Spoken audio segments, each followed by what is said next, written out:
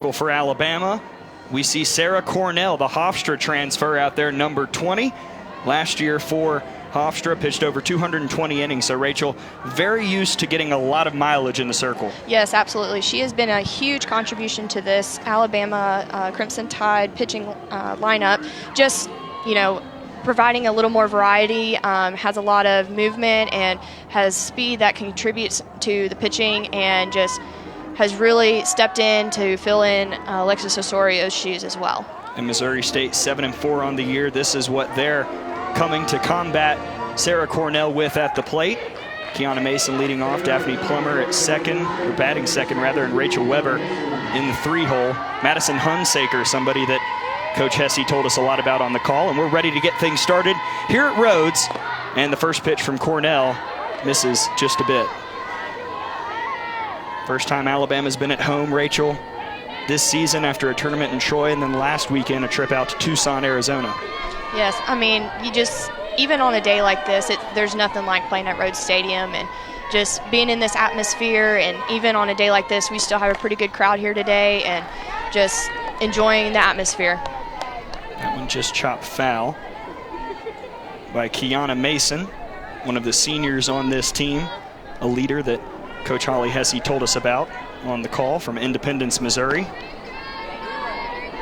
It's pretty good in her last 5, batting .313. And last year, 209, 355 this year for the Bears, so a lot of improvement at the plate. Here's the 1-1. Fouled off, 1-2.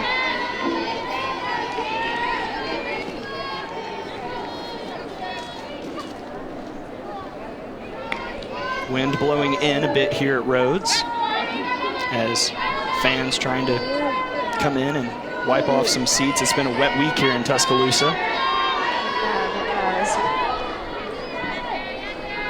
Sarah Cornell really getting ahead in this count here and just throwing right at the hitter. And tried to get the inside corner, but no call there. 2 balls and 2 strikes.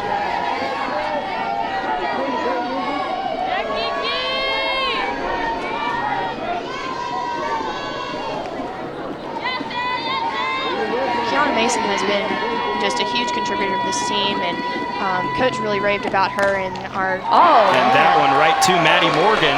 That's another player that we've heard coaches rave about. Maddy Morgan seeing a lot of playing time at third base, Rachel. Yes, absolutely. She went from, having minimal playing time last year to now being a full-time starter, and has really just accepted the role and filled in the shoes of Peyton Grantham at third base, and just has been such a huge contribution to this Alabama Crimson Tide lineup. So Daphne Plummer comes to the plate now. She's been a force offensively for the Bears out of the Missouri Valley Conference. That one's fouled off. Let's take a look at the Alabama defense, starting with the outfield. Maris Schroeder in left, Brown in center field, and KB Sides out in right.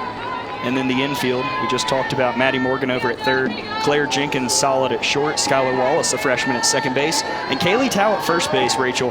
Hasn't really done a lot at that position, but getting the start there this season for Patrick Murphy. Yeah, she's 6'1". She's the perfect fit for a first baseman. Now, granted, she is a great outfielder as well, but obviously they saw the need for somebody to move into first base, and she's just filled the shoes perfectly. And Bailey Hemphill behind the plate, as you see Patrick Murphy right there. 0-2 count. This one hit right up, and Claire Jenkins secures the out, 2 away here. I really love how Sarah Cornell is just going right at these batters, not waiting around and trying to just, pitch around them, I guess, going right at them and right at the strike zone and just being very aggressive in this game. And that'll make Patrick Murphy happy here in his 21st season at Alabama. Over 1,000 wins overall. Got the national championship in 2012. Won some SEC championships as well. As Rachel Weber steps up against Sarah Cornell, and the first pitch is fouled back. Again, still getting that first strike pitch going right at these batters. Weber from Lincoln, Nebraska. 6 for 16 in the last 5. And batting .333 this year. 10 hits, does have a double. 4 runs driven in on the season.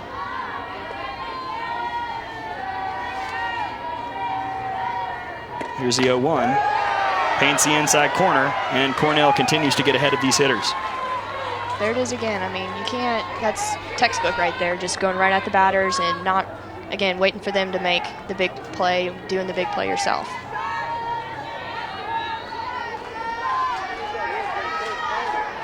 Crowd getting into it here. Excited to see Alabama for the first time in Rhodes. Here's the 0-2 from Cornell. Got her on the rise, and Sarah Cornell retires Missouri State in order here to start the game. Here's the strikeout again by Sarah Cornell as we go to the bottom half. 0-0, Alabama coming to bat here in Tuscaloosa. Welcome back to Tuscaloosa. Bottom of the first, no score, Alabama, Missouri State. And in the circle is who we thought it would be. It's Stephanie Dickerson. I mean, just Coach, I guess, is just trying to give the Crimson Tide a literal curveball. I mean, you just trying to keep it fancy, I guess. I don't know. Yeah, the lineup had Aaron Griesbauer as a starter, but it is Dickerson who's coming in. Junior out of Blue Springs, Missouri. She is listed as a DP, so I get that's something that they can do. Right. It gives them a free substitution without burning any of their pitchers. So just gives them another opportunity to keep the Alabama Crimson Tide on their toes. And she'll start the game against Kaylee Tao. And the first pitch comes in for a strike. Tao, one of the 2 Kentucky players on this roster from Madisonville, Kentucky. 2019 preseason All-SEC, Player of the Week in Week 1 in the conference, as you see the lineup right there. Here's the 0-1. And that hits. No balls and 2 strikes. Dickerson. Pitchers are, I'm sorry, go ahead. Yeah, pitcher. Dickerson is going right at him just like Sarah Cornell is. They're not wasting any time going right at him. I mean, it's incredible. It's just sitting here watching it. See, first game, we're already on the same wavelength. I was about to ask you that same question. Here's the 0-2. And Tao swings and misses at the off speed. What a beautiful pitch. There's one away. That is, I mean, a lethal combination just to go right at Tao, especially as such a big hitter as she is. And then just look at this changeup. I mean, right there in the zone, but Tao still couldn't get her barrel on it. Just a great pitch by Missouri State. And Tao's face said it all right there. As KB's side steps up to the plate now, another Alabama offensive player who's really stepped up this season. Really broken out into her sophomore year for sure. Didn't really have a whole lot of playing time her freshman year, but has really, again, just like Maddie Morgan, has stepped into the lineup and just done her job. Got manufactured runs. This is her first career at-bat in the Easton Bama Bash. Her 4th appearance, had 2 runs scored last year, her freshman year.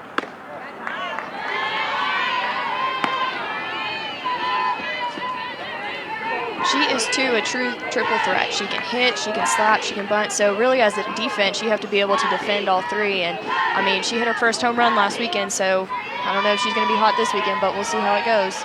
You're exactly right. A 5-tool player for Patrick Murphy as the 2-0 is fouled back.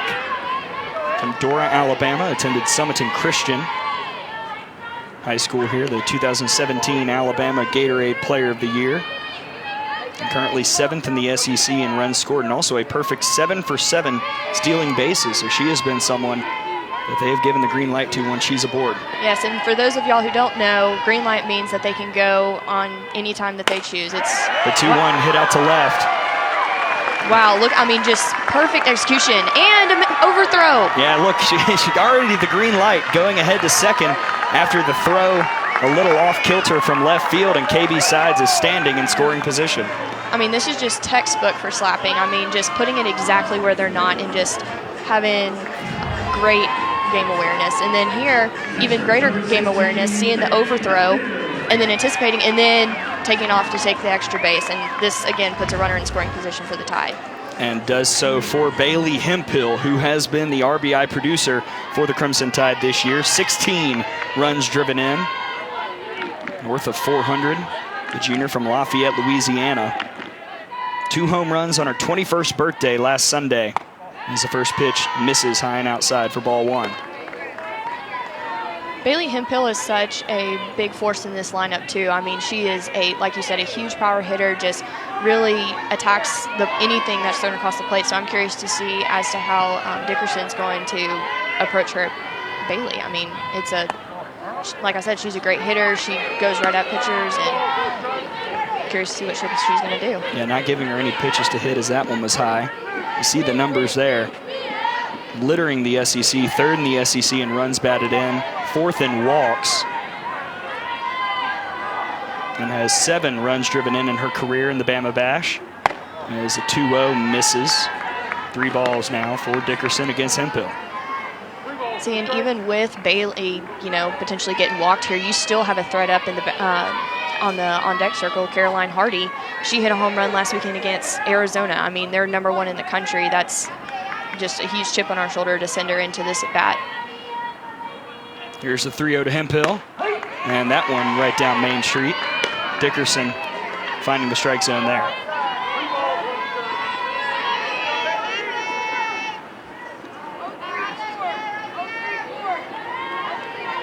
I wonder if Dickerson might go back to that off-speed pitch here on 3-1.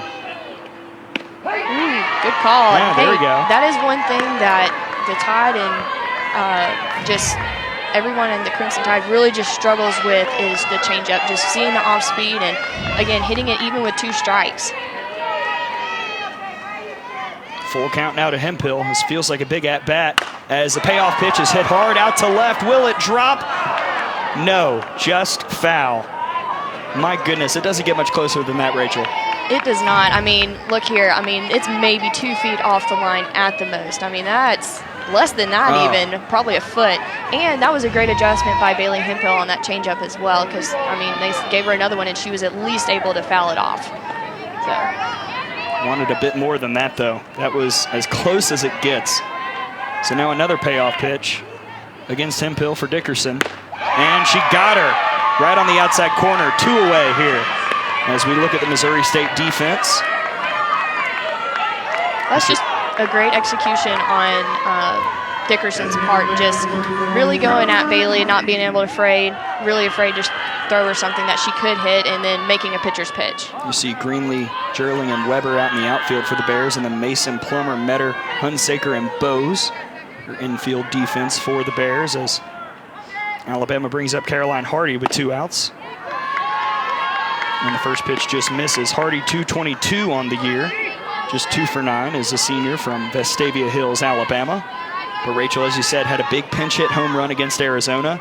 Really got the confidence up after a couple tough at-bats in Troy and to start the Hillenbrand Invitational as the 1-0 misses. 2 balls and no strikes. Yeah, Caroline is one of those players that puts all of her work into the video. I mean, she just really goes at it and make sure that she is prepared for these pitchers. And like you said, she's had a couple of tough at-bats, but I mean, at the beginning of the season, everybody does that. You got to dust the cobwebs off and just get back into a rhythm. 2-0 finds the outside corner, 2 balls and 1 strike. We do need to credit Dickerson, down 3-0 to Bailey Hemphill, a player that is constantly walked in the SEC and all season long. Dickerson not shying away, coming back in that last at-bat. Absolutely, again, showing no fear, and that's what you have to do against Bailey Hemphill. Yes, she's one of the best hitters in the SEC, but my goodness, I mean, she did a great job of just, I guess, setting her up, giving her the idea that she is going to actually throw.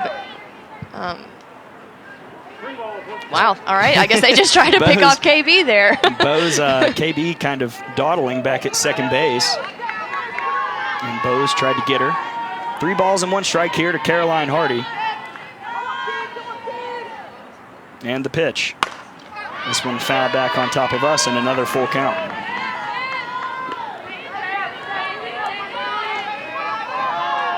Alabama has outscored their opponents in the first inning 12-0 this season. But situational hitting a problem last weekend in the Hillenbrand Invitational. Just .255 at the plate in 5 games with runners in scoring position. Here's the payoff pitch with 2 outs. And Hardy over to short. And the throw to first is in time from Plummer. And the side is retired. So Alabama has a runner on, but can't. Gymnastics takes over the SEC network every Friday night, and tonight the number 7 Georgia Gym Dogs and number 3 Florida Gators square off in Gainesville at 7 p.m. Eastern. Then it's 5th-ranked LSU and Arkansas from Barnhill Arena. Friday Night Heights is also streaming live on the ESPN app. As we begin the top of the second and see Sarah Cornell in the circle for Alabama, and the first pitch finds the strike zone against Madison Hunsaker, who, Rachel, we've heard a lot about. She's one of the best batters on this team and has had a really great start to the season. Yes, absolutely. I mean, she is just one of those key players that keeps the lineup rolling and just really is a great producer for this offensive lineup. A sophomore from Peculiar, Missouri, as the 0-1 is fouled back. No balls and 2 strikes. There's not a better hometown name on my board than Peculiar, Missouri. I mean, it's one of those that you probably won't ever forget now that you've heard it. And she has been potent after only going 250 last year. 486 on the season, and had a good game earlier today, 2 for 3 in the win against Louisiana Monroe before this game started. Here's the 0-2, fouled off again on the rise, and we'll do it again. No balls and 2 strikes.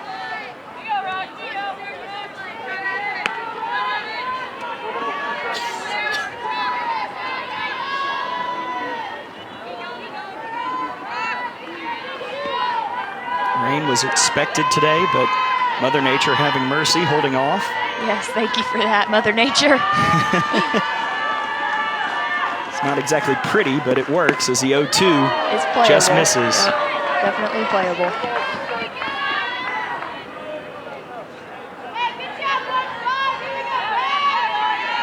Madison Hunsaker probably has one of the best batting averages for this team right now. She's batting .469 and just is having a great year so far.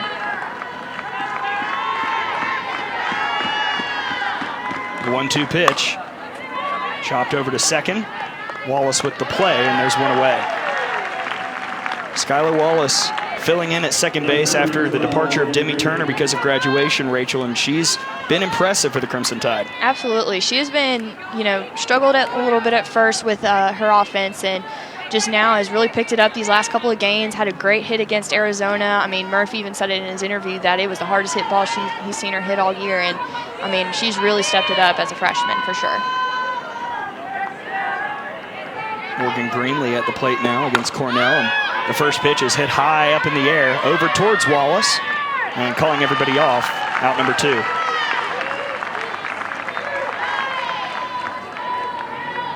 As we see 2 away here in the top of the second, and we take a look at the Missouri State dugout. And Holly Hesse, 31 years, this is her 31st season up in Springfield, Missouri. She's had a long career, and she told us on the call, blessed to have been able to stay at a place for as long as she has. Yes, I mean, 31 years anywhere, I mean, that's true commitment right there. I mean, you're in it for the long haul. First pitch to Stephanie Dickerson comes in for a strike.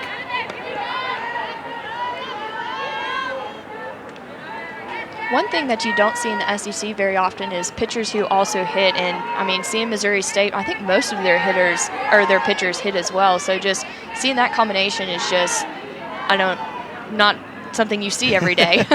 Certainly not anymore. Back in the day, a lot of pitchers did. As that rise ball gets Dickerson swinging, we saw many pitchers. Back in 2012, Jackie Traina was a common offensive player for Alabama. Kaylani Ricketts that year for Oklahoma was a threat at the plate as well. But you're right, not anymore really among all the Power 5 programs.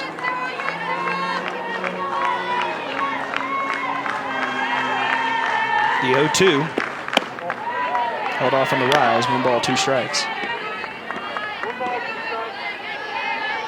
One thing that Patrick Murphy talked about in his interview as well is that Sarah Cornell is high energy. You can see that she's constantly talking to her players in the infield and even out to Alyssa in center field. She is just really owning this field like she should as a pitcher at Alabama.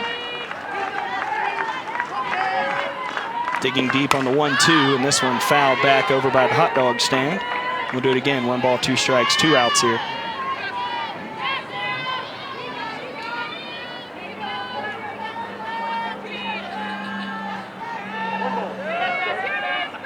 Going up against Stephanie Dickerson, the sophomore from Oklahoma City, Oklahoma. 300 on the year, batting average with 5 runs driven in, including the winning run earlier today as the 1-2 comes in and hits the inside corner for strike 3, and the side is retired.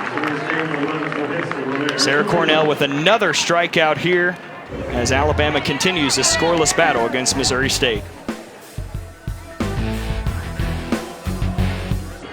Welcome back to Tuscaloosa. As you see the SEC in the top 25, 10 teams from the Southeastern Conference are ranked. And Rachel, that just shows the excellent depth in the SEC. Absolutely. I mean, you see Florida's coming in at 3 and Alabama at 6. I mean, and LSU, I mean, this is great competition for Missouri State and really test how good this team actually is. And, I mean, it's still a 0-0 ball game in the bottom of the second, so clearly they're doing very well. Yeah, Stephanie Dickerson in the circle as the first pitch is hit far out there, and moving over and making the catch is Jerling for out number 1. Claire Jenkins gave that one a ride, but right to the center fielder. That was a great adjustment by Claire. A lot of the first couple of batters had let a lot of good pitches go by, and she picked up on that. Dickerson, I mean, was going right at the hitters and having a strikeout approach. So, I mean, kudos to her, but also great job to Dickerson for getting that first out of the inning. So Dickerson with one away now. Maris Schroeder will face the pitcher for Missouri State. First pitch high for ball 1. Schroeder, the senior from Houston, Texas, was the all-tournament team in 2017 in the Bama Bash. Had 6 runs driven in that year and 2 homers. Hasn't had the batting average she wants, but a lot of those hits have come in big moments to start this season. Let's see if she held up. She did. 2 balls and no strikes. And Maris, Rachel, has been a player that Patrick Murphy's been able to rely on out and left. With so much lineup moving last year for the Crimson Tide, Maris was somebody that was consistently out in left field as the 2-0 is bunted foul. Right, and she's got great speed. She just is able, like in that situation, she can lay down a bunt and get on. It's the element of surprise and just really just knowing her defense and figuring out what the best play for her to do in order to be successful in this at-bat.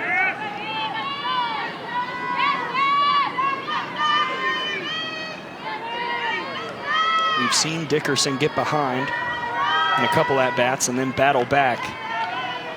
The pitch. Ooh, just missed. 3 balls and 1 strike. And that's a great place to put the ball by Dickerson. I mean, Maris is going to pull this ball right down the line, but Maris had great hitting, just mentality, and laid off the pitch. Another 3-1 as Schroeder hits this one way back there. No doubt about it. Maris Schroeder with another big hit for the Crimson Tide this season, and Alabama's got the 1-0 lead. What I love about this at-bat, too, is that she really just, I mean, again, laid off that low and inside pitch that she would have fouled off, essentially, and then waited for this pitch to come and drove it right over the right field wall. I mean, that's just great hitting right there. Maris Schroeder with her 3rd home run of the season. Let's take another look at it.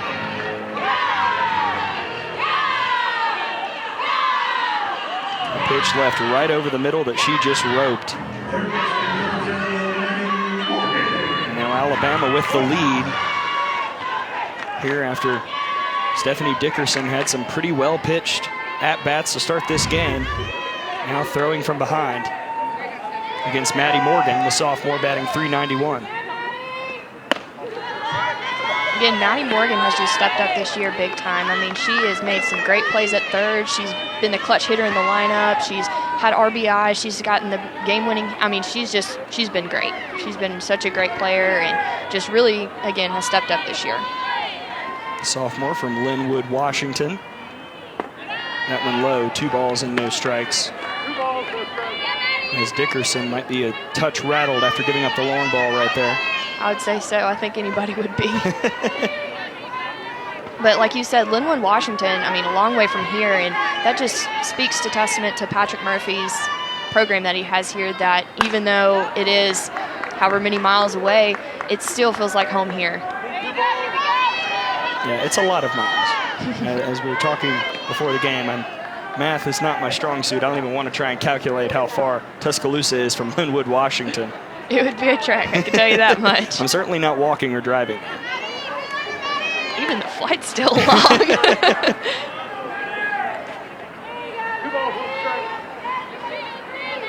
We have just learned that it's actually 2,541 miles. Wow. Yep, definitely not driving that. Yes. I'm good. I'll just stay at home. The 2-1 misses low. 3 balls and 1 strike.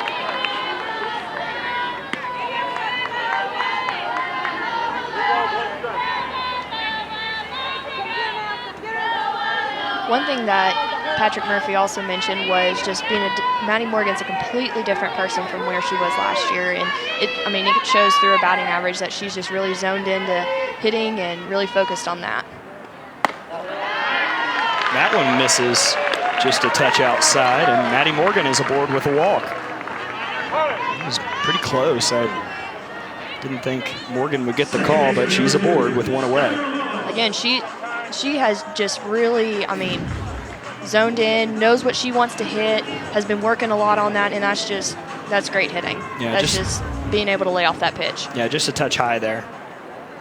As Missouri State will have a conference in the circle. Holly Hesse talking with Dickerson.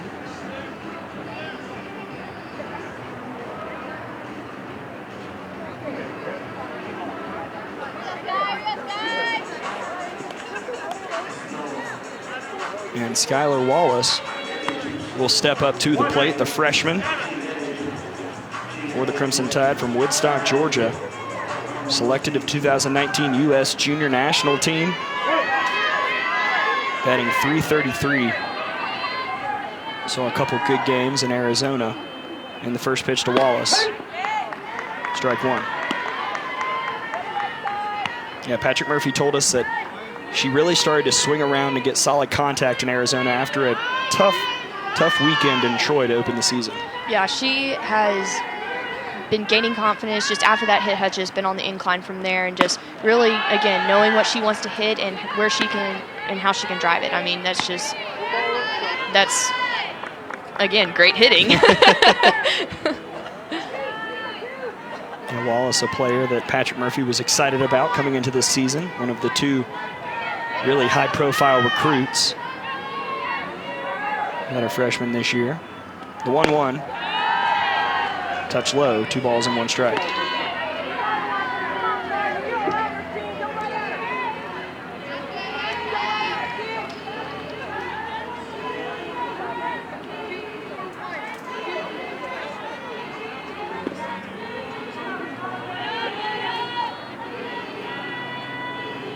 The 2-1. Swing and a miss as Skylar went for that one on the outside. 2 balls and 2 strikes. That's a great pitch to throw to Skylar. She came in with the last pitch and then now is making her swing at the outside pitch to think that it's closer than a strike, because he has been calling that outside corner. So that's great job on Dickerson's part. The 2-2. Wallace wanted to, but it was low, and the count goes full once again.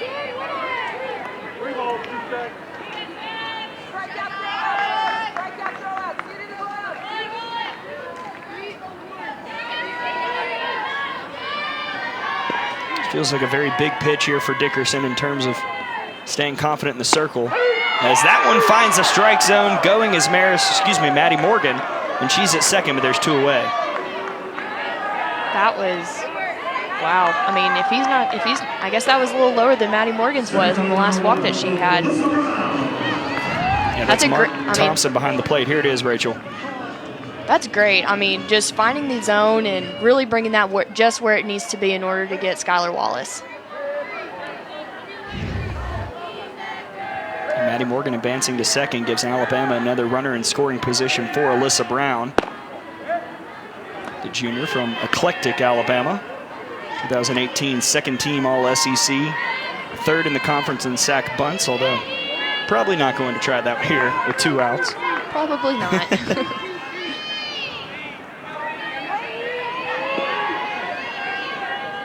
Just 1 run driven in this season. And that one finds the strike zone. There 1 ball, 1 strike. That pitch that Skylar Wallace just struck out on.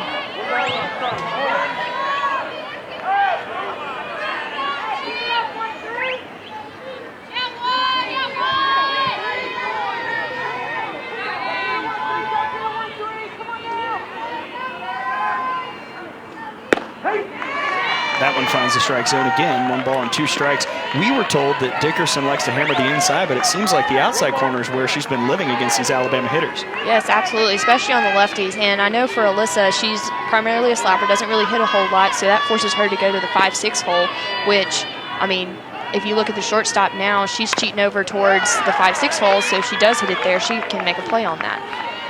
That one fouled off. Alyssa Brown did have a triple out in Arizona. Yeah, And it was a long hit. It wasn't one that she just beat out. It was hit all the way to the wall. Oh yeah, she is tiny but mighty. Can't hit it far if she has to. Here's the 1-2 to Brown. Low again as the throw down to second tries to get Morgan napping.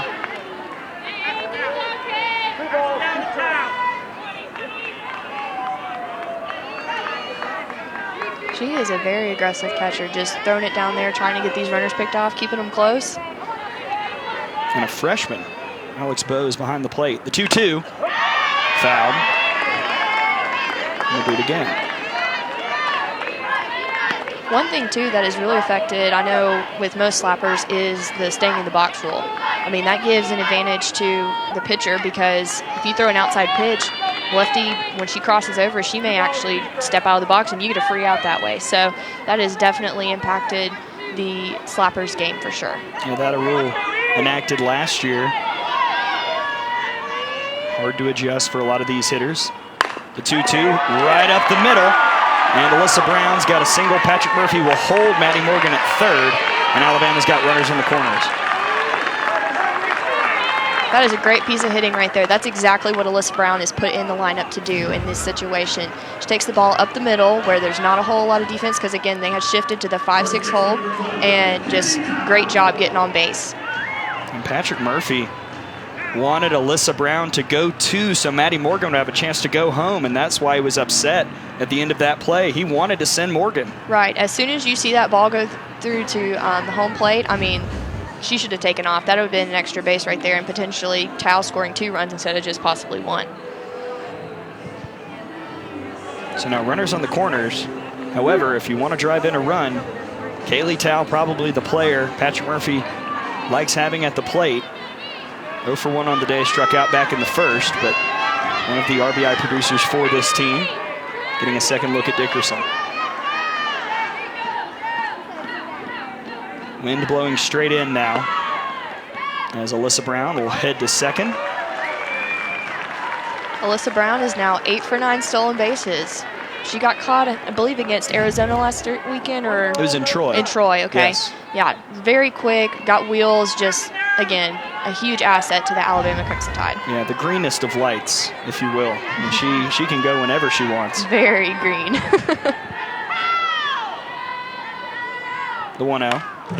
Fouled straight back, 1 ball and 1 strike. Kaylee Tao is not letting getting another strikeout again. I mean, she is getting her hacks in and she is ready to go. He had a tough start to the weekend in Arizona. Then was moved to the top of the lineup and got a few more hits. Day 2 out in Tucson was when she was most effective. The 1-1, low, 2 balls and 1 strike. Again, Kaylee Tao just knowing her zone here and really staying in the zone with what she knows she can hit and drive to get these 2 runs across the board.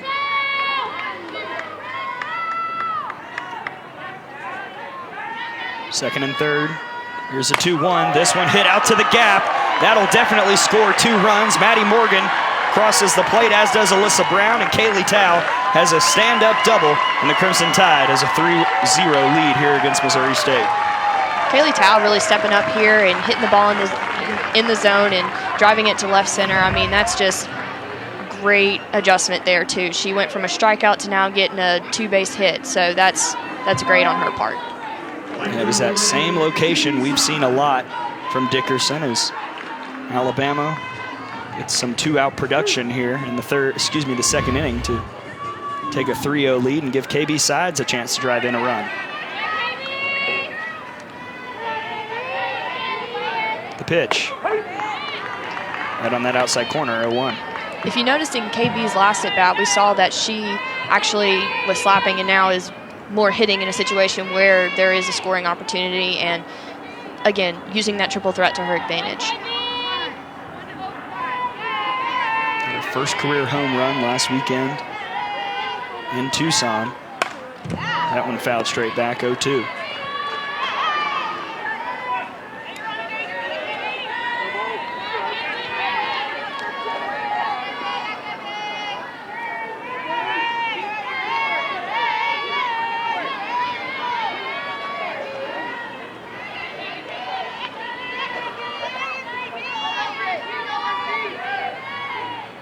Pitch from Dickerson. In the dirt. Nice dig there by Bose. 1 ball, 2 strikes.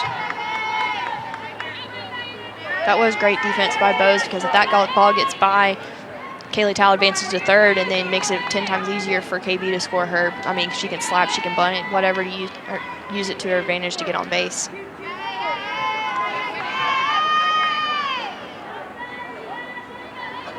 The 1-2. This one hit right up the middle, and KB Sides has another hit, and Kayla Towle will come around to score, and Alabama adding to their lead 4-0 here. A good bit of hitting there by KB Sides. Absolutely. I mean, again, she saw all out, and then now made the adjustment and hit the inside pitch. I mean, this is just, again, textbook slapping right here. Staying through the ball and keeping her hands, not rolling over the pitch. I mean, great defensive effort by Missouri State, but just not enough to keep the ball in the infield and save the run. As Bailey Hemphill comes to the plate, she struck out back in the first inning. One of Dickerson's 3 K victims today.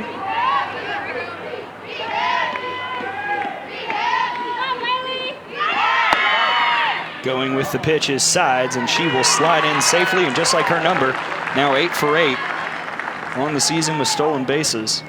The green light is such a lethal thing for Alabama Crimson Tide. I mean, gives them a free base and puts another runner in scoring position for Bailey Hemphill. And like I said, seeing Dickerson a second time, that's something Allison Habbett's assistant coach over in the first base box in particular has preached, making adjustments at the plate. As the 1-0 comes in. Low, 2 balls and no strikes. And that's exactly what they're doing as the lineup comes around now. I mean, second time around, people are getting hits. They're figuring out what Dickerson is doing and really attacking the zone from the first pitch on. Over in Troy, weekend 1, Bailey Hemphill hit 100 runs batted in her career. 4th fastest in terms of games in Alabama history. She is in good company with that stat, though. I mean, you got Kayla Hunt, Charlotte Morgan. I mean, great people to be in company with. Absolutely. A lot of people on that list out on the wall surrounding Rhodes Stadium. There's another 3-0 count to Bailey Hemphill. Dickerson got the strikeout last time. And that one fouled off. I love, too, how Dickerson is just not giving Bailey the walk. She's making her earn it. I mean, she's giving her something, again, that she can hit but not drive. That's great on her part. It's been a tough inning for Stephanie Dickerson. Trying to end it here. That one hits the outside corner. Payoff pitch coming once again, as that's another full count here against Alabama hitters.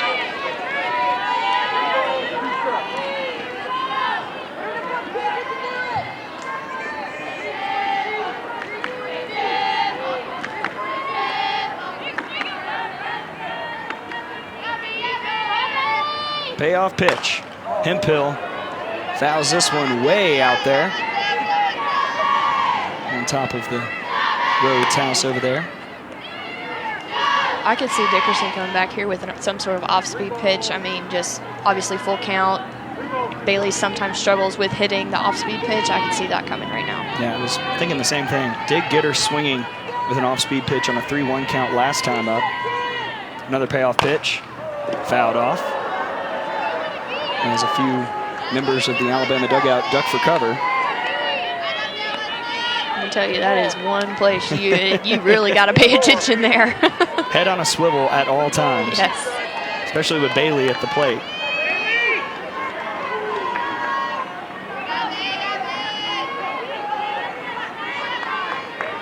We'll do it again. Another payoff pitch coming from Dickerson.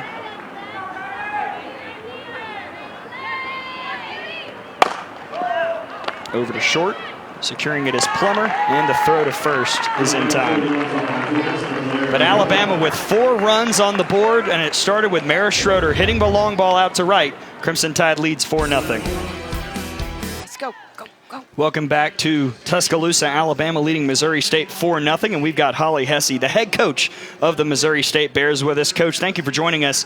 We've seen your offense struggle a bit against Sarah Cornell here in the circle for Alabama. What adjustments are you having them make at the plate? Well, you know, really, I think we've taken some really good swings at the plate so far, and I'm pleased we're putting the ball in play. Do we need to square it up a little bit better? Absolutely. But early on, actually, I'm pretty happy with what I've seen. All right, Coach, thank you for joining us. Good luck the rest of the way. You bet. Thank you. Holly Hesse joining us as Alabama comes back and attacks here in the third inning. I think she's right, Rachel. They've had some good swings. Just Alabama defensively has been solid, and Sarah Cornell's been efficient in the circle. Absolutely. Sarah Cornell, again, going at these batters, not being afraid of them, and, again, the defense being solid. So that, I mean, defense wins ball games, so as long as they keep that up, I mean, it's going to be hard for them to come back. First time we've seen Kelly Metter at the plate here for the Bears from Columbia, Illinois, the sophomore. Second baseman batting 167 this season. And the 0-1. This is high, 1 ball, 1 strike.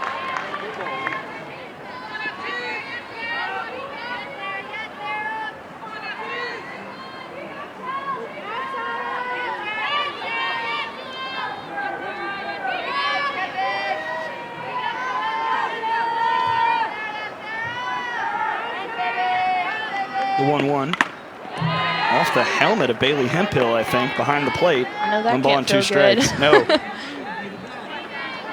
Might need some Advil after that one. Let's take another look at it.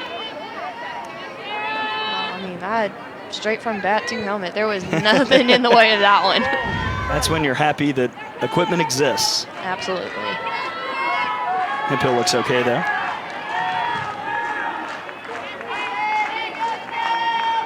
The 1-2. Over us once again. We'll do it again.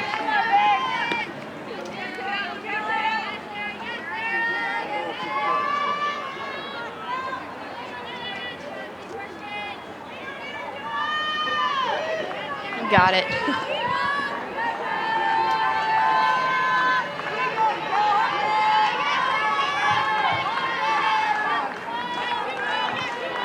The 1-2 from Cornell.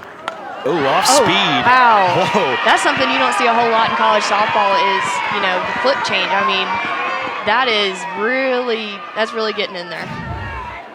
We were told this is real time. I think it's a slow motion replay. Wow. I mean, that will get a ticket out on McFarland for going too slow. My goodness. That was the off speed of off speeds. That is one thing as a hitter, you just got to wait. Count to 10 and then swing. Count to 20. The 1-2 again. Swing and a miss. Got her. The third strikeout of the afternoon for Sarah Cornell. To go from maybe, 45 miles an hour to upper 60s, I mean, that is what an adjustment the batter has to make by that. I mean, that's great effort by Matt Hurrier, but, I mean, that's rough. So 1 away now, and Alex Bowes stepping up to the plate. 1 for 13 to start the season. And the first pitch comes in for a strike. Bowes, the freshman from Swansea, Illinois.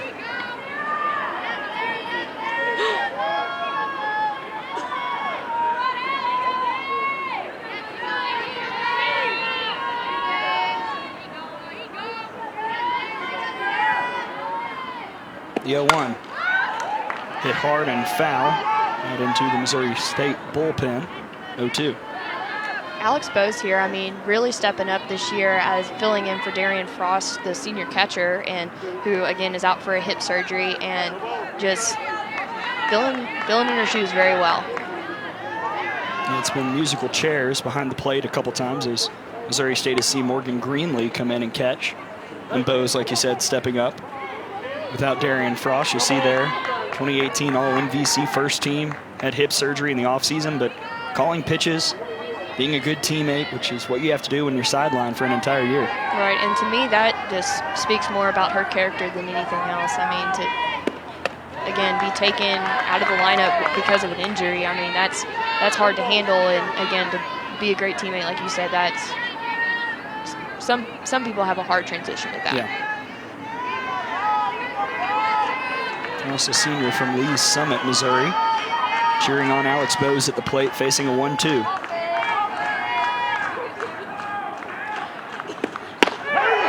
Got the inside corner, and Sarah Cornell 2 for 2, striking out Missouri State batters here in the third. Let's take a look at that strikeout once again, painting the inside.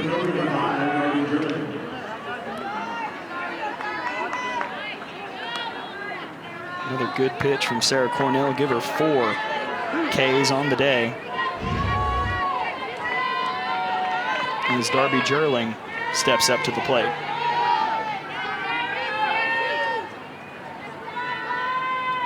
And the pitch misses high for ball 1.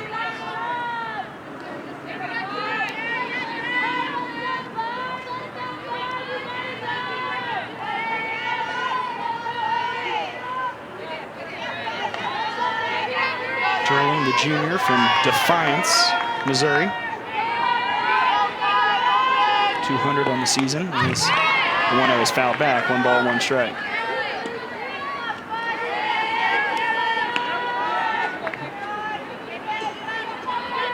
This is a Missouri State team, Rachel, that has not shied away from tough competition. Beat Auburn down in the Sand Dollar Classic in week 1, a 4-3 decision over the Tigers.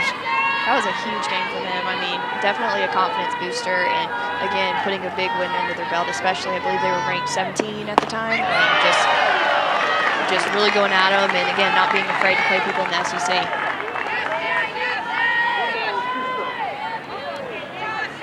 It's important for these quote-unquote mid-major teams to really schedule hard, try and improve that RPI, get some wins, and challenge yourself before you go into conference play so that you're ready for whatever teams throw at you. In the Missouri Valley, pretty good league. Yep. And giving them extra opportunity, like you said, to increase their RPI, which gives them a better chance of making the NCAA tournament.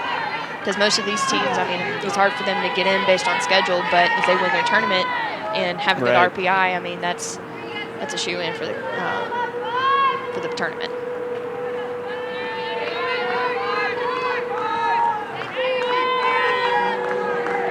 Two now to Jerling from Sarah Cornell.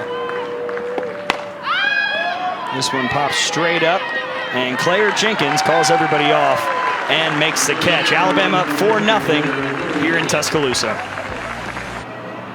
Some NCAA news from last weekend. Florida State with some big wins in the St. Pete Clearwater Elite Invitational last weekend, defeating Oklahoma, Tennessee, LSU run ruling the Tigers actually, and then Tennessee also falling to James Madison 6-2. Kate Gordon, a program record 3 home runs in 1 game.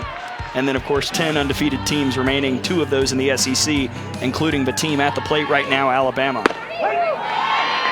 I don't know if his first pitch comes into Caroline Hardy for a strike. Rachel, I don't know if it's possible to be kind of under the radar as a defending national champion, but people aren't really talking about Florida State much this year, and then they went out and had a great weekend last weekend in St. Pete.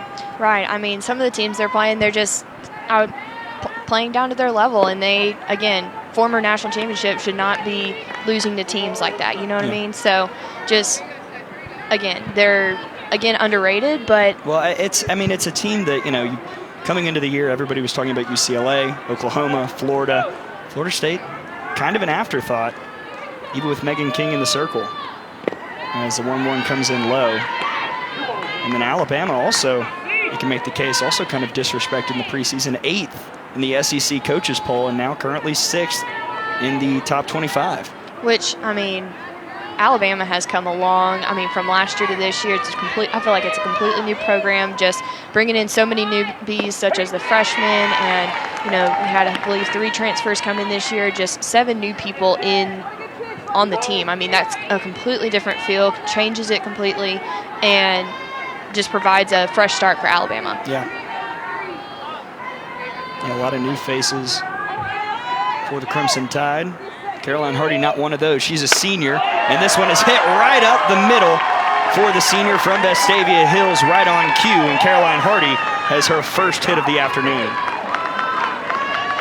Kudos to her, because again, we had mentioned earlier, she had a tough start at the beginning of this season and now has just been a true team player, helped others out, and then now is getting a chance to be a DP and really, you know, help the team out as much as she can offensively. And And she will give way for the moment to a pinch runner. That's Chloe Anderson, the freshman from Candler, North Carolina. And it's Caroline Hardy with another hit on the year. And it looks like Missouri State's going to make a change in the circle after giving up that hit to Caroline Hardy. As Madison Hunsaker will come in and replace Stephanie Dickerson. 6 for 34.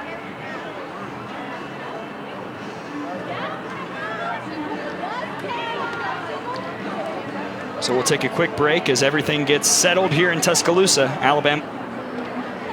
The new pitcher in the circle for Missouri State is the left-hander Madison Hunsaker from Peculiar, Missouri, one of the best town names on this roster, and she provides a different look from what Alabama saw from Stephanie Dickerson. Absolutely. With Alabama being predominantly a left-handed lineup, I mean, it makes the left-handed hitter struggle a lot more just because it's a different way to see the pitch coming out of the pitcher's hand. And just, again, her best pitch is the curve, and her coach, says that she has a knee-buckling changeup, so can't wait to see that and how Alabama hitters respond to that. Have to love a good knee-buckling changeup as you see Stephanie Dickerson. Went 2 innings today, gave up 6 hits, 4 earned runs, 1 walk, and 3 strikeouts.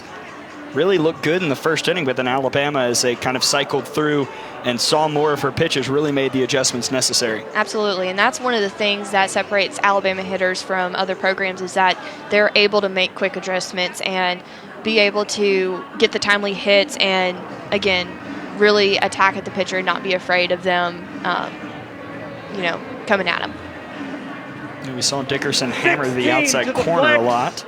Playing first base. Hunsaker will throw that curve inside to righties, and the first player she gets is a righty, Claire Jenkins.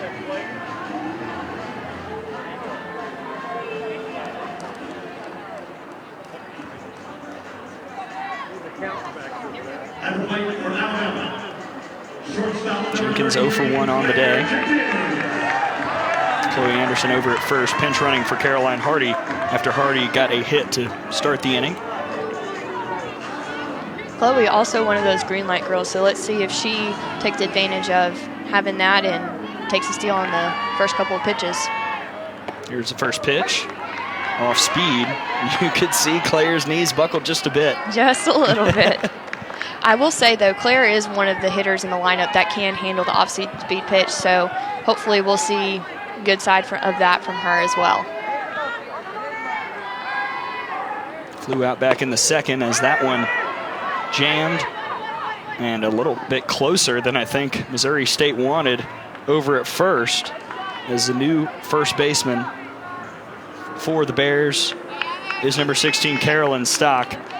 And there's one away. Maris Schroeder coming up to the plate. And the last time up, she got a hold of a pitch, Rachel. I would say that minimally she got a hold of a pitch. She jacked this one out of the yard. Really just took advantage of the freebie that Dickerson gave her and just, took it to the yard.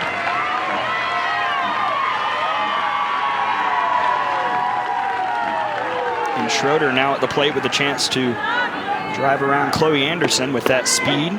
His first pitch comes in. Anderson going to third. The tag, though, was just ahead of her, as moving over was the shortstop Plummer, and she couldn't contort her body to get Anderson at third. So now a runner over there by Patrick Murphy. Again, and as you see this play develop, Maris fakes the bunt, which pulls in the third baseman, causing the shortstop to have to cover third, which becomes a foot race between Chloe and the shortstop as well.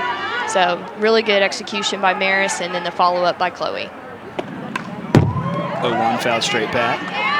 No balls and 2 strikes. That's something Alabama has done a lot this year, really just going after it on the base paths. A lot of stolen bases, second in the SEC for this team. And Patrick Murphy just really sending everybody all the time as Maris Schroeder swings and misses on the 0-2 count, and there's 2 down. Hey, it keeps the defense on their toes, keeps them honest. So whatever works. Here's that pitch. Just a great pitch right there. Just, right in the zone, but a good place for Maris to unfortunately not be able to hit it. So a little wicked movement there, moving outside. Maddy Morgan sees the first pitch come in low. Hunsaker last year threw 42 innings, for the Bears, 2.50 ERA. Was 5-1. Somebody they could rely on a good bit in the circle as that pitch misses outside. Maddy Morgan, looking for her first official at-bat of a day, walked back in the second inning.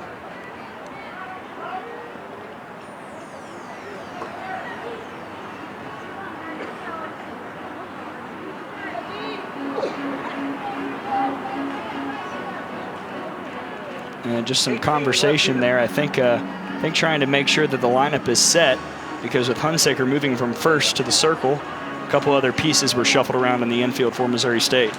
Right, just gave him a bunch of, I guess, room for error. Yeah, it's Carolyn Stock over there at first in place of Hunsaker. And that is the only change I see so far.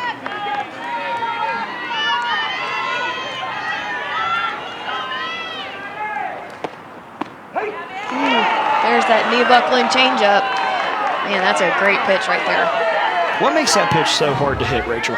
Just being able to keep your weight back when you're expecting a harder pitch to come, and because if your weight gets out forward, I mean, you're not going to be able to hit that ball very far, I can tell you that much. It's a 2-1, misses.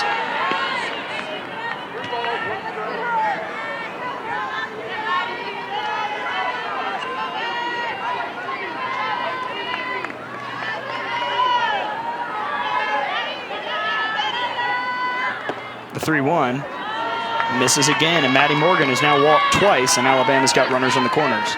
Pitch selection is something that Patrick Murphy said that Maddy Morgan really wanted to focus on this year, and she used to just be one of those hitters that would swing if the ball was anywhere close to the plate. Now she's become very selective with where she wants to, when she wants to take her swings and that sort of thing. So, and I think that's adding to her advantage this game, and specifically to her extended playing time that she's had the last couple of games.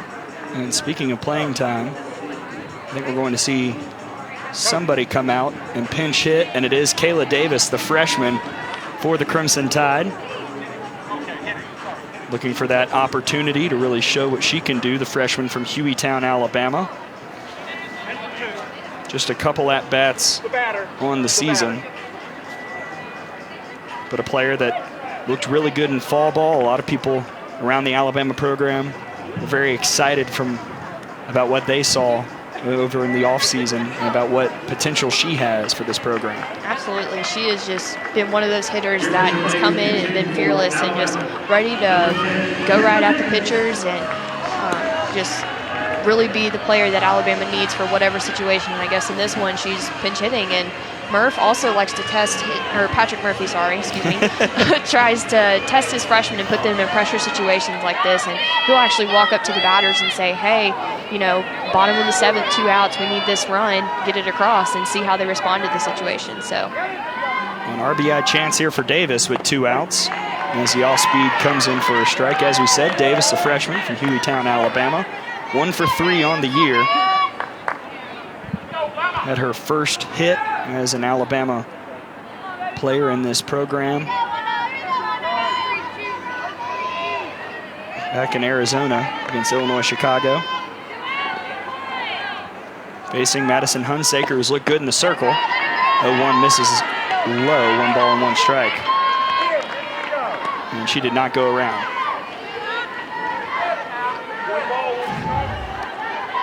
Let's take another look at it. That was a great hold. That's close, though. Very close. The 1-1, ooh, off speed again. There it is. Man, you're seeing it a lot, that off-speed buckling changeup. It's a beautiful pitch. It's got a lot of movement on it. It is. I mean, it's tough as a hitter to be able to stay with that and hit it. I mean, just if you can, hopefully your knees don't buckle in the process. The 1-2.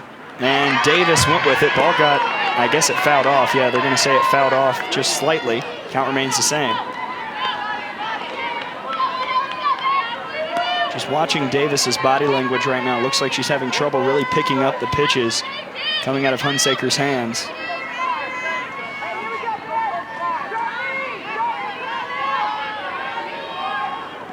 The 1-2. Ooh, just misses. as Alabama tries to bait Missouri State into making a mistake, and Maddy Morgan goes and trots over to second base. Well, that's one way to advance up, I guess. Kayla Davis also noticed moving to more of a slap approach. This is used to more, help her see the ball better.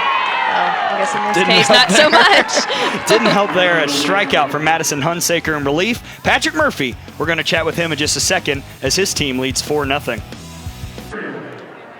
Back in Tuscaloosa, Alabama leading Missouri State 4-0 as we head to the top of the fourth and chat with Alabama head coach Patrick Murphy. Coach, thanks for joining us. And you've seen a lot of production out of the top of the order so far today, driving in a couple runs, and then Maris Schroeder with that home run. Yeah, Maris, that was a great swing on a really, really good pitch for a lefty to hit. So I was glad to see that she capitalized on a pretty meaty pitch. And then Sarah Cornell's looked very efficient for you in the circle as well. Yeah, she keeps throwing strikes, and then her rise ball has been working really well. And Maddie made a really good play in the first inning for her. So as long as she keeps ahead of the batters, I think she's going to be okay. All right, Coach, thank you for joining us. All right, thanks for being here. Patrick Murphy hopping off with us and getting ready to see his team play defensively. And he is a player that really wanted defense to be the focus in the offseason after last season when the Crimson Tide was lower in the SEC ranks, and I know he would have liked. Alabama has always prided itself in, having a strong defense and really, taking advantage of not making many mental errors and staying in the ball game. So that is one thing that he preaches at practice. I mean, we practice 21 outs, which is where you have to make 21 outs without making an error. I mean, it's one of those things that he is a stickler about, for sure. And you can see the resume right there. That national championship in 2012, 11 trips to Oklahoma City. Has never missed super regionals as long as they've existed, as the 0-1 into Kiana Mason misses. 1 ball, 1 strike. Mason 0 for 1 on the afternoon.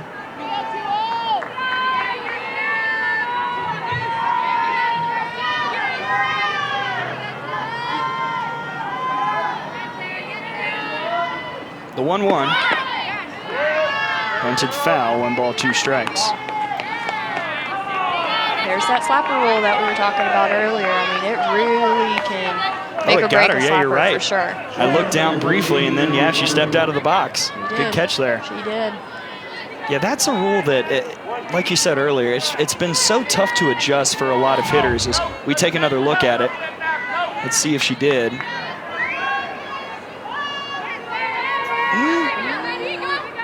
That's one thing, too, that's tough with the umpires is being able to see the pitch and being able to call it a ball or strike, and also seeing where the slapper's foot steps, whether they step out of the box or not. I mean, I don't know. That's tough for anybody to do, seeing 2 things at one time. I don't know. That's rough. Only 2 eyes. It's hard to keep track of everything. Definitely. Maybe if you had 4 eyes, that may work.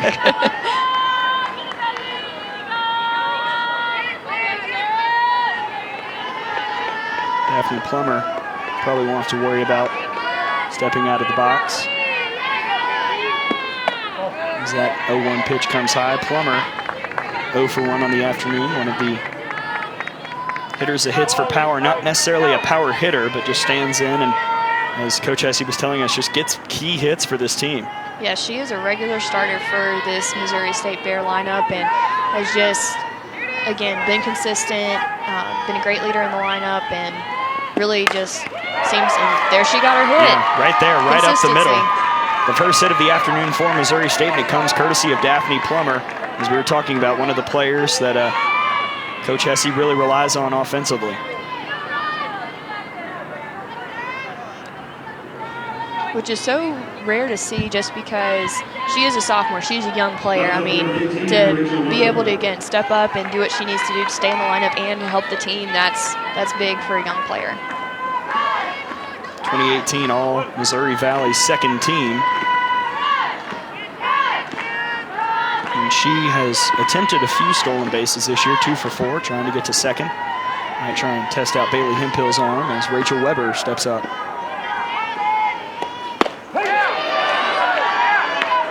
First pitch in for a strike. But if you're Missouri State, Rachel, 1 out, runner on, top of the order here, you got to feel like this is your chance to really try and cut Alabama's momentum and put a dent in this deficit. Definitely, and there's still a lot of ball game left, so even get one run across here will give some momentum to Missouri State. And this won't help the momentum. It's right up in the air, and Claire Jenkins makes the catch for out number 2. Monday, our next SEC Inside gives you an all-access pass to South Carolina and LSU basketball for never-before-seen footage and sounds from the season so far. Special times this week, Inside the Gamecocks at 6 Eastern, 5 Central, and then it's the Tigers right here on the SEC Network and the ESPN app. LSU right up there in the top of the basketball standings as Madison Hunsaker steps up and fouls off the first pitch.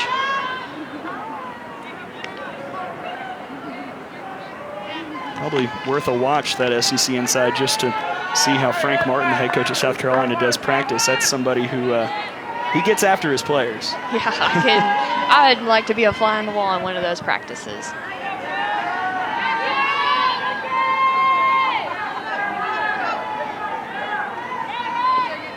The 0-1. And that one will not get through, but Claire Jenkins can't make a play. Rounding and going to third is Plummer, and the throw not in time, and Missouri State has runners on the corners here with 2 outs, generating a little something. That's great base running with Plummer here. I mean, she sees the ball is deep in the hole, takes a good lead, sees that it gets away from her, and then takes off to third. I mean, that's, 1, takes speed to do, and 2, game sense, knowing what you're capable of and being able to, I guess, be safe at third.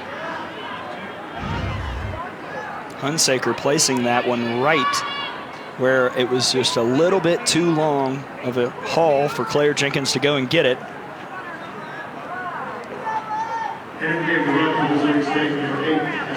As we see a pinch runner coming in for the Bears. Ashton Thomas over at first, the freshman from Kankakee, Illinois. I wonder if Missouri State will try and do some sort of trick play here. Get that run across. I would be surprised if there isn't a double steal attempt here. Just try and make Alabama make a mistake. First pitch to Morgan Greenlee. This is low for ball 1. Greenlee 0 for 1 on the day. And didn't get to make the attempt last time she was up because it was a first pitch out, but from Snohomish, Washington. That's a mouthful. I can't say I've been there. The 1-0 fouled back. And a good catch by somebody in the crowd.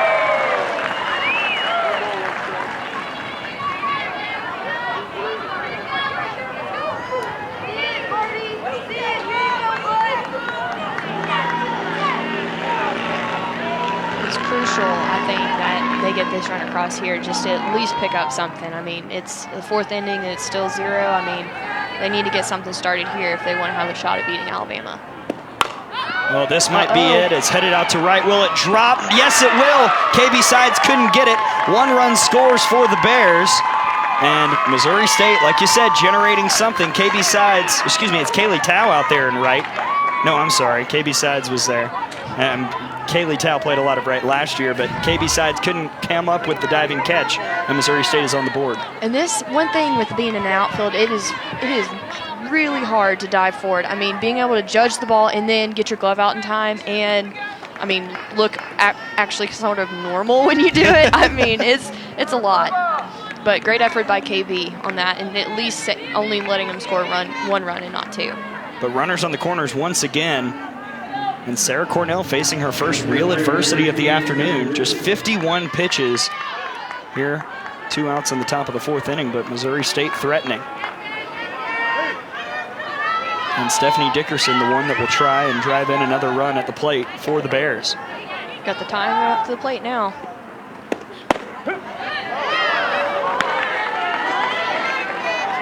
That one finds a strike zone. Dickerson 0 for 1 today, struck out looking back in the 2nd.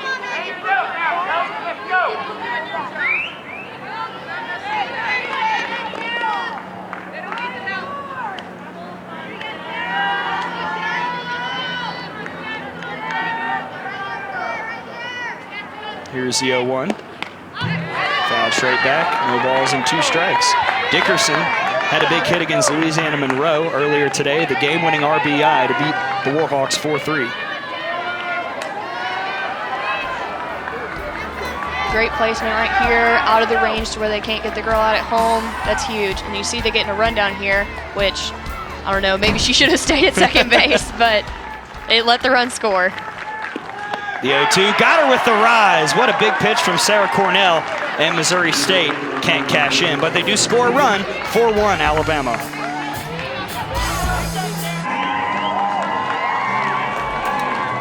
Alabama using a big second inning, Rachel, to take this 4-1 lead that they hold, starting with a Mara Schroeder home run. I mean, hitting is the key to winning ball games, obviously, besides defense. And I mean, just Alabama taking advantage of the balls thrown over the plate and really just attacking the zone. And then Kaylee Tao with an RBI right there, and then KB Sides as well, driving in a run. And that scored the 4 runs in the second inning for the Crimson Tide, and they lead it 4-1 over Missouri State, who snagged a run back in the top of the 4th. Due up for the Crimson Tide, Brown, Tao, and Sides here in the bottom half.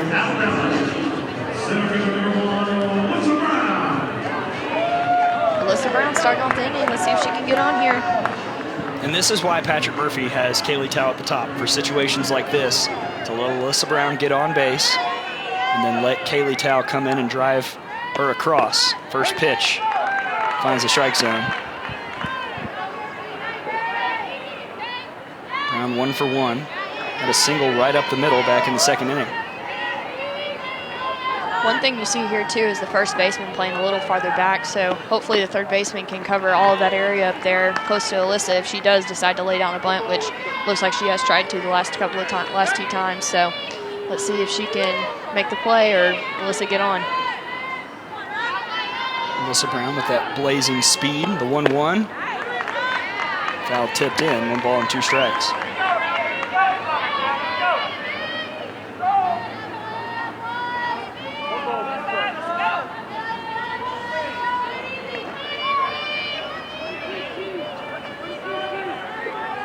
One thing about Alyssa, too, is that she just, once she gets on, oh, here it is. And right off Hunsaker's glove. Good cover over by the third baseman, Mason, to come. And now the ball is all over the place. And Alyssa Brown is moving people out of the way and going to third as, I guess, the ball just getting a little loose as Missouri State tried to get her at first. And now somehow Alyssa Brown over at third. Man, I mean, that's just blazing speed right there. And then also game sense, just paying attention and seeing the ball get thrown away and getting, again, 2 bases out of it. So here it is, paying attention better than I was right there as I looked down, and Alyssa Brown seeing a wayward throw back to the circle and advancing to third. And she just turned on the burners there, and see, she even bumped into the shortstop, so it would have been called probably for interference when if she had been thrown out at third base. So, or great running on Alyssa's part. And so now a chance to drive in a run for Kaylee Tao. 1 for 2 on the afternoon. And that one almost gets away, 1 ball and 1 strike.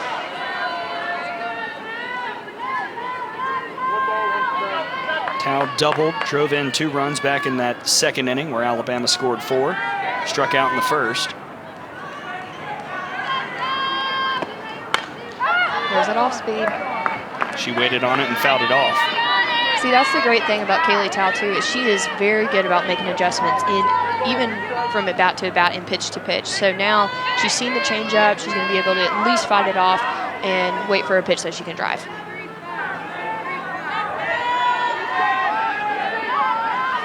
The 1-2 misses, 2 balls and 2 strikes.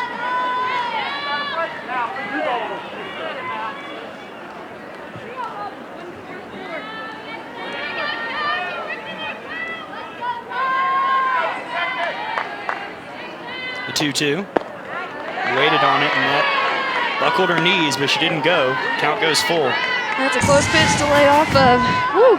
Kaylee Tao definitely does have an eye for knowing what her zone is. I mean, hopefully she will swing and hit it, but, you know, it's... There it is again, taking that inside changeup. And another close pitch there Just missing on the inside, but now runners on the corners with nobody away.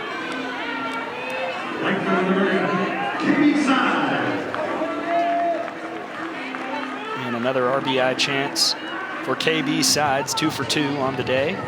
Singles back in the first and second. The one in the second drove in Kaylee Tao.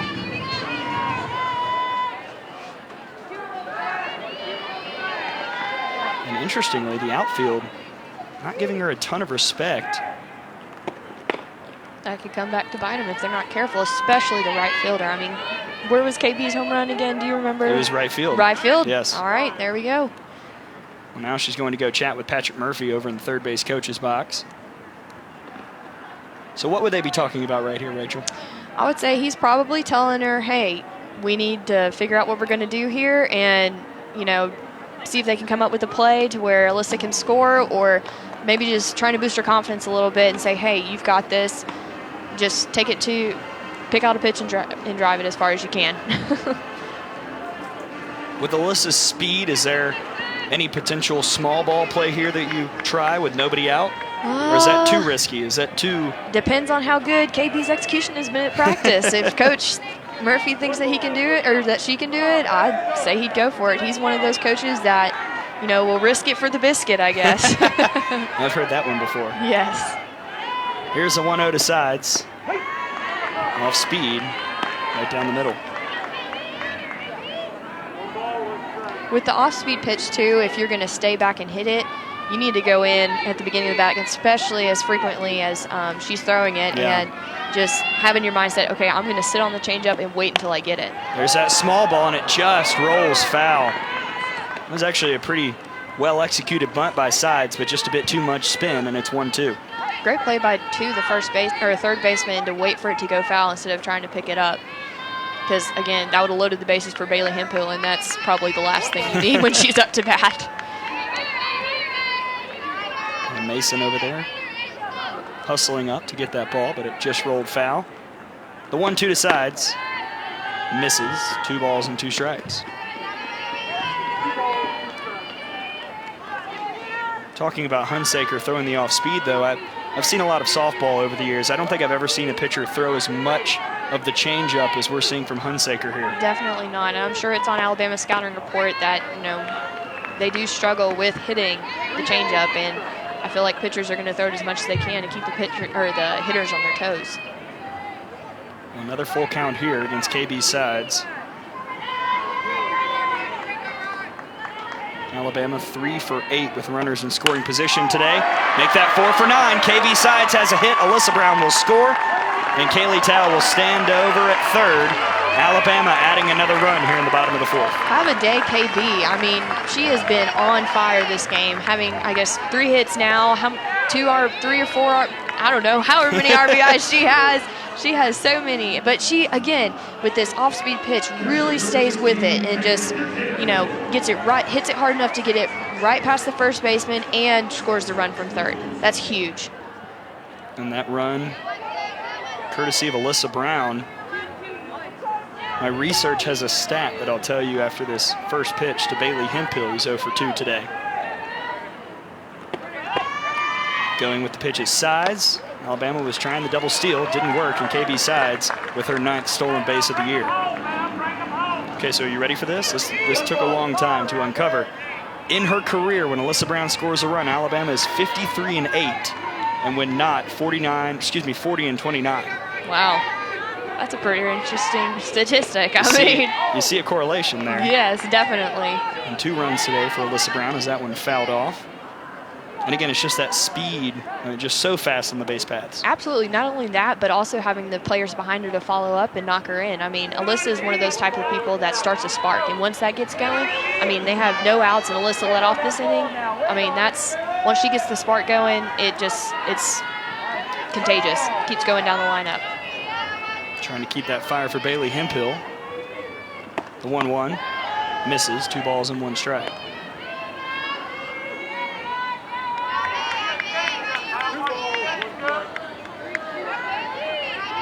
Two runners in scoring position here, so see if Bailey can get one up the middle. She hits this one way up, way back. It will carry all the way right over the left field wall, and Bailey Hemphill with the first home run of the year here in the Rhodes House for her, and increasing Alabama's lead to 8-1. One thing about her, unfortunately for Missouri State, is when she's 0 for 2, she's probably going to get a hit that third at bat. So you better be ready for it. Hopefully it stays inside the park. But unfortunately for them, it did not this time. Here it is again. Look at that, a low pitch and a little off speed too. Man, staying behind it, keeping her hands through the ball, and just taking it right over the fence. So Alabama leads 8-1, and now a potential run rule situation if Crimson Tide can add one more run and then hold out the Bears in the top of the fifth, as the Alabama dugout fired up after that Bailey Hemphill home run, her fourth this season. And again, that's all started with Alyssa Brown, so your stat's going to hold up that they win when she scores, unless Missouri State can get a big rally here.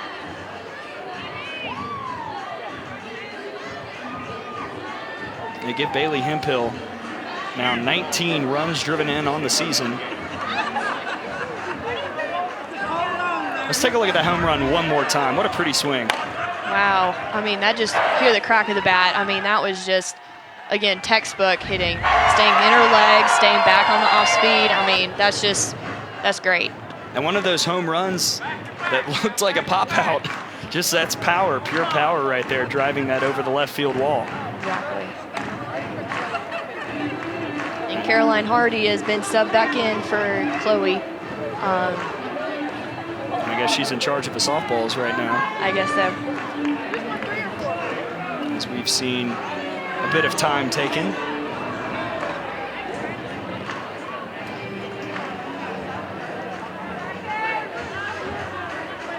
But now we're ready to get the action back going, and Caroline Hardy will be the one to restart after the Hemphill home run. Singled back in the third, 1 for 2 today.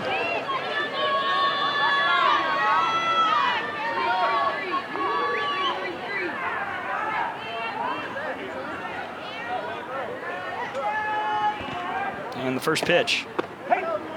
Beautiful curve, strike one. If you can get movement like that, Rachel, it's tough to hit that pitch. I mean, I don't know if you remember Sydney Littlejohn, but she didn't. Curveball was her pitch to go to, and let me tell you, it was when she had it, when it was on, it was lethal. I'll tell you that much. Here's the 0-1. Low. So Alabama with 2 4 spots in the second and the fourth inning. And probably not a coincidence, Rachel. It's the second inning in which they've seen the pitcher pitching in the circle. Dickerson pitching in the first and second, and then we saw Hunsaker come in, pitch throughout the third, and now here in the fourth. That one misses outside. 2 balls and 1 strike. Again, the goals of these Alabama hitters, though, is to get better with each at-bat. So every time they go in and have an at-bat, they are learning something new and taking it into their next at-bat so they can try and be more successful. And in Caroline's case, she got a hit last time, so let's hope maybe she can continue that. Well, how about a home run? This one way back there, off the top of the wall and over for a home run, and Alabama with another long ball here in this game. I guess she did improve from what she did last time. That's incredible. I mean, Caroline Hardy having a day today, taking advantage of the opportunity to start and just driving this ball way over left field fence. Absolutely bombed by Caroline Hardy. And Alabama now with a run rule situation. Wow. I mean, that's beautiful right there. That's a beautiful swing. I mean, sends that one to the dang parking lot. Hope you didn't park down there, Rachel. Thankfully did not. Look at that grin as she's rounding first. I mean, she is excited. I mean, look at her. And to be able to do that for her team, too. I know Caroline is a very much just team-oriented person, and to see her to be able to do that, pick her team up, even though the score is 8-1, I mean, that's huge as a player and especially as a senior. And you can see the team reacting there to her 5th career home run as a member of the Crimson Tide. Maybe it's the braids. They got the 2 braids going on here. I mean, her and Bailey. And we've got a change in the circle for Missouri State. And we'll talk about the new pitcher in just a moment as Alabama's blown this one open 9-1.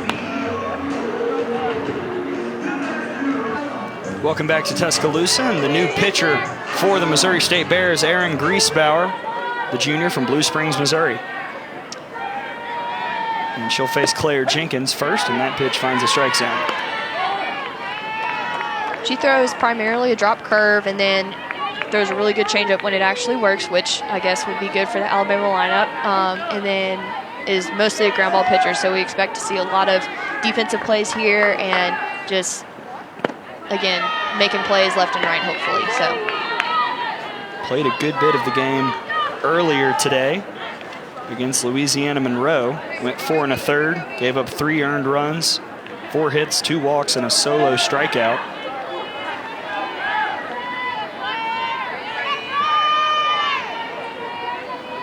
The 1-1, right down the middle, 1 ball, 2 strikes.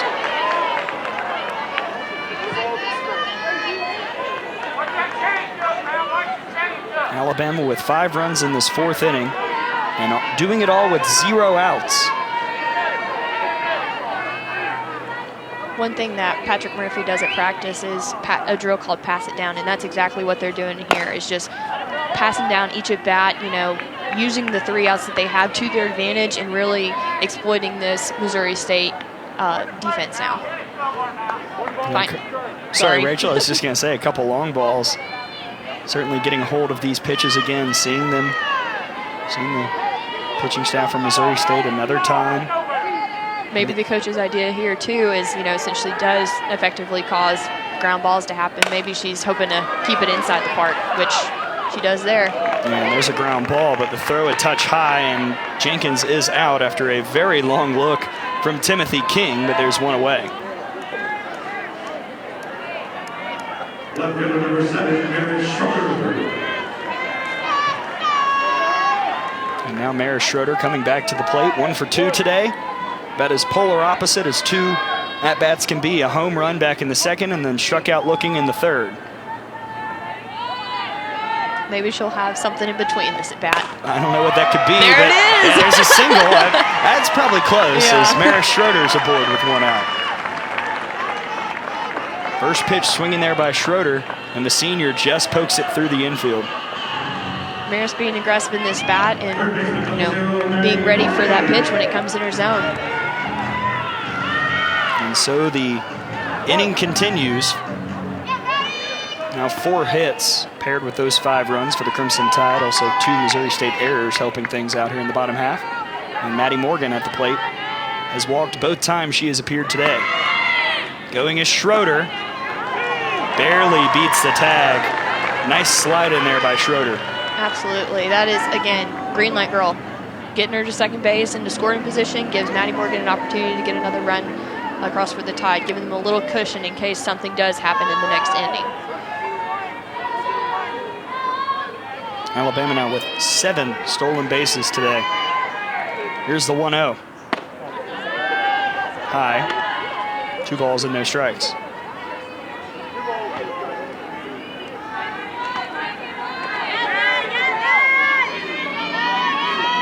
Maddy Morgan has been in this situation before. Definitely a more pressure situation last time against New Mexico State. She hit in the winning RBI for Alabama, and now is in the same situation. So maybe she'll come through and get another hit and, again, give Alabama that cushion that they need to go into the top of the 5th inning. Yeah, and this is the first of 2 games for the Crimson Tide. Minnesota, the next opponent due up. Had a rematch from an excellent regional a couple years ago when Minnesota came in and faced the Crimson Tide. Here's the 2-1 to Morgan. And this is inside, 3 balls and 1 strike. 3 balls, 1 strike.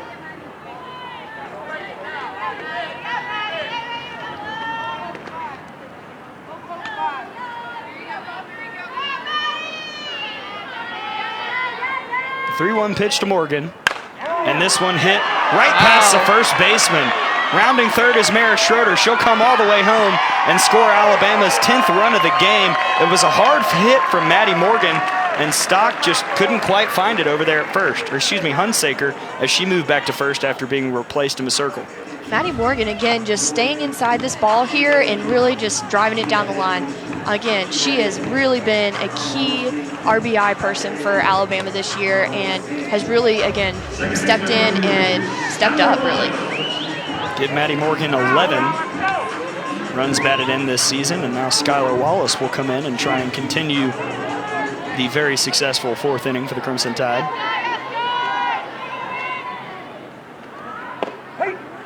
That one finds a strike zone for Wallace, who is 0 for 1 today, struck out looking in the second. Was pinch hit for by Kayla Davis a couple innings ago.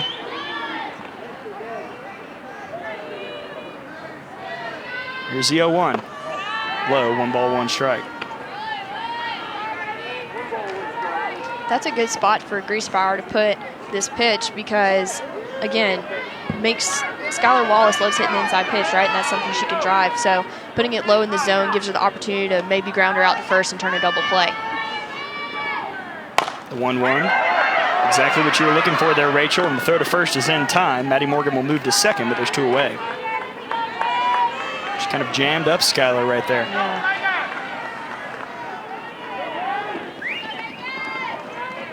And we will see another pinch hitter, and it is the senior for Alabama, Reagan Dykes. We're expecting to see her in the starting lineup against Minnesota. And she will get an at-bat here against Missouri State with 2 outs and a runner in scoring position. Again, Murph putting the pressure on the hitter, saying, hey, 2 outs, so what? You better get this runner in. Senior from Collins, Mississippi. Batting .333 this season, including 5 runs driven in. And one of the team captains this year, along with Courtney Gettins. And also her senior day tomorrow as well. Yes. So hopefully, for her sake, the sun will be out. Yes. And for our sake, too. Definitely. I'd just like for it not to be cloudy. Absolutely. Give a little sunshine here. First pitch, right down the middle for strike 1. That's one thing as a pinch hitter coming in, you have to be ready on that first pitch. If they're going to give you one that you can drive, you need to be able to take advantage of it and be ready for it. And that's what most pitchers do, right? They want to hammer in the strike zone early against pinch hitters. As Dykes hits that one and not able to corral it as Plummer at short. It was a tough chopper, a tough play, and Reagan Dykes is in a rundown now. Sliding into first, will she beat it? Yes, Safe. She is. She's called safe. Maddy Morgan scores.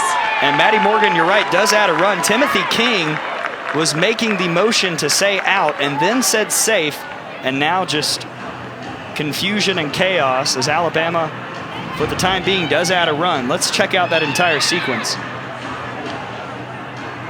Maddy Morgan, good heads up, seeing that Murph said to stop. She would have been thrown out at home for sure. And there's the rundown.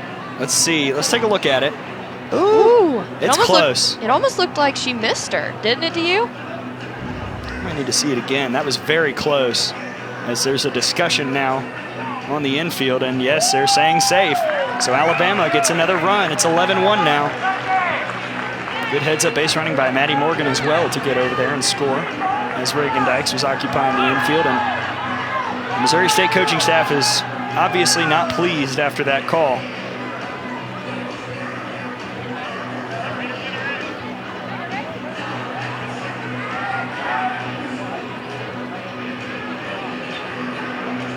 Let's take another look at it, Rachel. It was close. It was very close. Dives in. Oh, I think, yeah, she missed her. Just barely. Whew. Great get there by our crew. And Maddy Morgan scoring the run.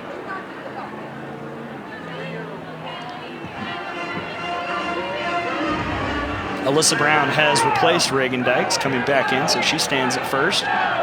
2 outs here in this very long inning that's seen Alabama have quite a little offensive explosion here in the 4th.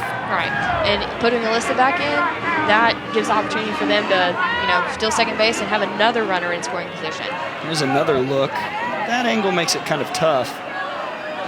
If she tagged her, she definitely got her before she was on the base. Absolutely. So it's just the discernment of whether she tagged her or not. Kayla Tao, first pitch swing right over to second, and the throw to first is in time for out number 3. But Alabama exploding here in the fourth. They lead by 10 against Missouri State. You see the SEC news from last night. Florida staying undefeated, beating Jacksonville 12-0. And how about the upset? LSU, they were up 5-0 going into the sixth and fall to Stanford 7-5. That's a pretty big win for the Cardinal. That's something you don't see every day, especially somebody who's ranked in the top 10. I mean, that's just one lack of concentration by LSU and just, I don't know, not good. it happens, and we're seeing a pitching change for the Crimson Tide as Courtney Getton steps into the circle, the senior from Hastings, New Zealand, also one of those captains like Reagan Dykes, and she'll face Kelly Metter. We are in a run rule situation here, so if Alabama can get 3 outs, or even if Missouri State scores a run and Alabama gets 3 outs, this game will be over. Right. Well, and with Courtney Gettins, too, it gives the batters kind of a new plane to work with. Sarah Cornell is more of a rise ball, screwball pitcher, and Courtney is a, drop curve, and change up, again, with a screw as well, so it just changes the plane for each batter, or from what they've seen previously. And a changeup that, when it's on, is really on, as Patrick Murphy has told us. Here's the 1-1. That one fouled back, 1-2. Gettins this year a 5.65 ERA. This is her 3rd appearance. Giving up 7 earned runs in 8 2/3 innings and 9 strikeouts this year with 3 walks. And as you see Sarah Cornell there in the dugout. The 1-2. Swung on and missed. The throw to first is in time, and the strikeout is recorded for Courtney Gettins. There's 1 away. And this is exactly what Murph expects from Courtney Gettins when she comes in the game, is to go right at these batters and, again, keep the good work that Cornell has done in the game and just keep it right on going, like it doesn't even miss a beat. Pinch hitter in the game for Missouri State. It's Bailey Greenlee, as that pitch just misses for ball 1. Greenlee, the freshman from Snohomish, Washington. Sister is Morgan, the senior. And we asked Coach Hesse about the sisters being on the team, and she said they play really well together. Yes, exactly. She said that they actually, the older one keeps their younger one in line more than anything, and really hasn't had any cat fights, so can't really complain a whole lot. I don't know how it would have gone if my sibling and I were ever on the same team. It was a 1-1, swing on a miss. I can't even imagine. I have 2 brothers, and gosh, some days I could pinch their little heads off, but other days I'm like, hey, come play with me, kind of thing. So.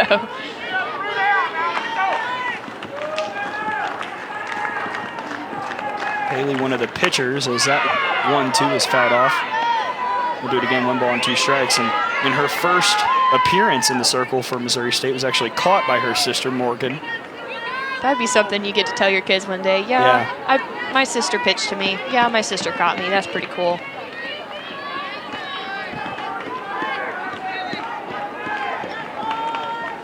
Here's the 1-2. This is outside, 2 balls and 2 strikes. You see Sarah Cornell right there. Pretty good day in the circle for her. 4 innings pitched, just the 3 hits, the 1 run, but 5 strikeouts, Rachel. Yeah, that is, can't really expect a whole lot more than that. Just did a great job of execution, hitting her spots, and making the batters get themselves out. That one fouled straight back again, 2 balls and 2 strikes, and maybe most importantly, something that pitching coach Stephanie Van Brakel-Prothro is really happy to see, no walks from Cornell today. That is huge. To go right at the batters and keep the freebies off the base, that's something I'm sure Murph will make sure to compliment at the end of the game. That's huge as a pitcher for sure. That one barely fouled off by Greenlee, and we'll do it again.